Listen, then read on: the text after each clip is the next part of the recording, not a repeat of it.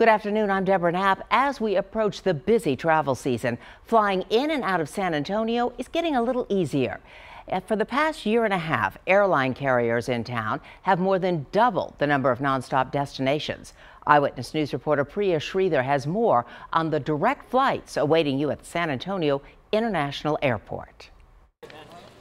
If you're a jet setter or looking to travel more in the next year, you may be in luck. In the past 18 months, San Antonio has doubled the number of nonstop flights, bringing the total number of places you can travel from the Alamo City without stopping to 43 locations. What the airlines want to see is that the economy is strong enough that there is business travel from our city to these other cities regularly. So the Silicon Valley connection for our growing tech industry here is really important. Our biomedical industry really wants a nonstop to Boston. In addition to nonstop flights, San Antonio has also added more direct flights to many coveted locations, including Washington, D.C. These flights will stop briefly on the way to their final destination to pick up more passengers, but those on the flight don't have to deplane.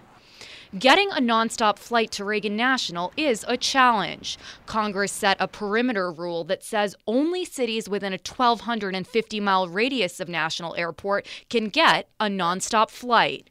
City officials are lobbying to change that. We have thousands of people who travel, military personnel who travel from San Antonio to the nation's capital daily.